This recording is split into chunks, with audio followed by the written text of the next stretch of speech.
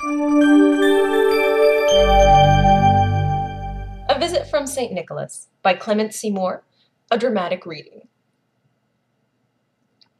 'Twas the night before Christmas, when all through the house not a creature was stirring, not even a mouse.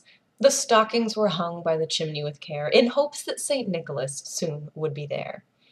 The children were nestled all snug in their beds, while visions of sugar plums danced in their heads, and mamma in her kerchief and I in my cap had just settled our brains for a long winter's nap, when out on the lawn there arose such a clatter I sprang from the bed to see what was the matter. Away to the window I flew like a flash, tore open the shutters and threw up the sash. The moon on the breast of the new fallen snow gave the lustre of midday to objects below, when what to my wondering eyes should appear but a miniature sleigh and 8 tiny reindeer. With a little old driver so lively and quick, I knew in a moment it must be St. Nick. More rapid than eagles his coursers they came, and he whistled and shouted and called them by name. Now Dasher, now Dancer, now Prancer and Vixen, on Comet, on Cupid, on Donner and Blitzen, to the top of the porch, to the top of the wall. Now dash away, dash away, dash away all. As dry leaves that before the wild hurricane fly, when they meet with an obstacle mount to the sky, so up to the housetop the coursers they flew, with the sleigh full of toys and St. Nicholas too. And then, in a twinkling, I heard on the roof the prancing and pawing of each little hoof.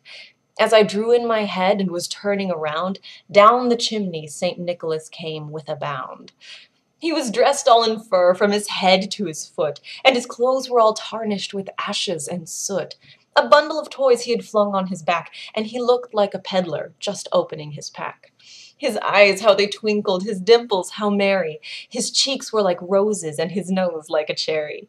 His droll little mouth was drawn up like a bow, and the beard of his chin was as white as the snow. The stump of a pipe he held tight in his teeth, and the smoke it encircled his head like a wreath. He had a broad face and a little round belly that shook when he laughed, like a bowl full of jelly. He was chubby and plump, a right jolly old elf, and I laughed when I saw him, in spite of myself. A wink of his eye and a twist of his head soon gave me to know I had nothing to dread.